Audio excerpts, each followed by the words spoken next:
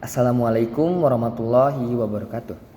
Saya dari tim oposisi akan menyanggah pernyataan dari tim pemerintah. Perlu kita ketahui, Indonesia adalah negara Bhinneka Tunggal Ika, yang berarti juga Indonesia memiliki banyak keragaman budaya dan adat istiadat. Dan tidak lupa juga, Indonesia merupakan negara yang sangat besar dan masih banyak kurangnya pemerataan dalam sosialisasi pemerintahan. Kewajiban didefinisikan sebagai sesuatu yang harus dilaksanakan atau suatu keharusan. Apakah kewajiban ini dipastikan akan merata di seluruh Indonesia? Bahkan, kewajiban seperti sarana edukasi ataupun pendidikan masih belum merata di Indonesia. Kemudian kita masuk ke tes kelayakan anak. Apakah itu layak untuk para orang tua? Perlu kita ketahui, orang tua di seluruh Indonesia tidak merata dalam informasi pemerintahan dari internet atau dari media sosial. Apakah sudah merata internet di Indonesia? Atau penyuluhan? Apakah daerah terpencil memiliki akses untuk sosialisasi? Lalu, dengan adanya kewajiban yang belum bisa diratakan di Indonesia, maka saya menyatakan tidak setuju atas mosi tersebut. Di Indonesia, angka pernikahan memang sangat tinggi, dikarenakan di sebagian tempat ataupun wilayah tidak memiliki aturan batas usia pernikahan, dan juga masih banyak di mana kasus pernikahan di bawah umur masih saja lolos dari pandangan pemerintah dan pengawasan pemerintah. Jadi, di sini saya memiliki 3 poin yang akan saya bahas.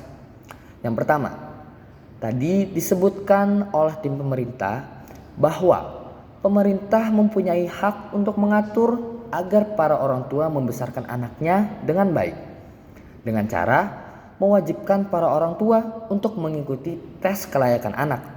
Akan tetapi, pemerintah sebenarnya tidak mempunyai hak untuk mengatur individu dalam membesarkan anaknya, melainkan pemerintah mempunyai kewajiban untuk mensosialisasikan dan memfasilitasi para orang tua agar bisa membesarkan anaknya dengan baik.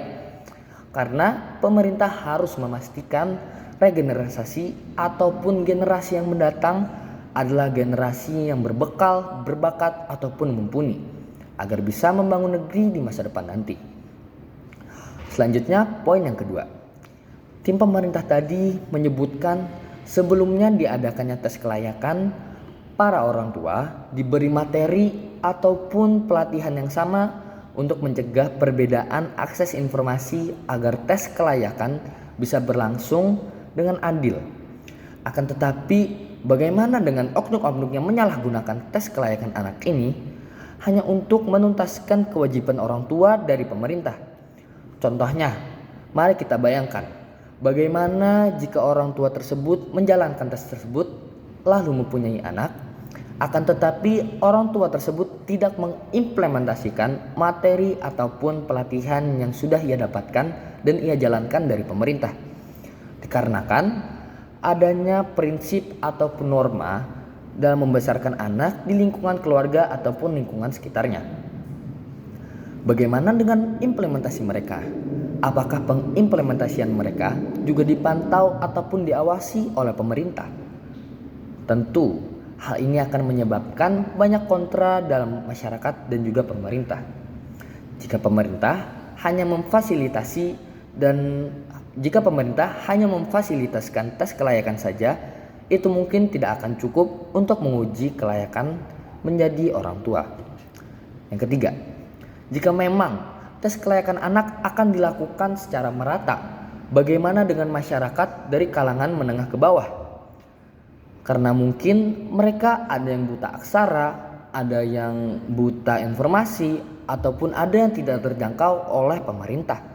Karena seperti yang kita tahu sendiri, pemberdayaan dan juga pendidikan di Indonesia sangat jauh dari kata merata. Dan juga masyarakat kalangan menengah ke bawah tidak semuanya memiliki akses informasi, dikarenakan tidak semua kalangan memiliki gawai sebagai media penyalur informasi. Dan juga biasanya masyarakat dari kalangan menengah ke bawah berdomisili di wilayah terpencil dan wilayah yang pelosok, sehingga akses internet akan sangat sulit dijangkau oleh mereka.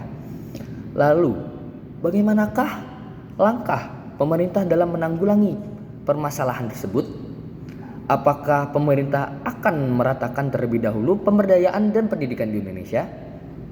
Tentu saja, itu pasti akan memakan waktu yang sangat lama dan juga sulit untuk merealisasikannya, dikarenakan belum meratanya pemberdayaan dan juga pendidikan untuk melakukan tes uji kelayakan anak tersebut.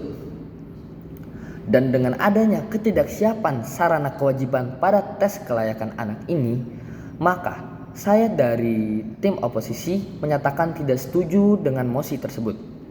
Terima kasih kepada Dewan Juri yang telah memberikan saya waktu. Sekian yang dapat saya sampaikan. Terima kasih.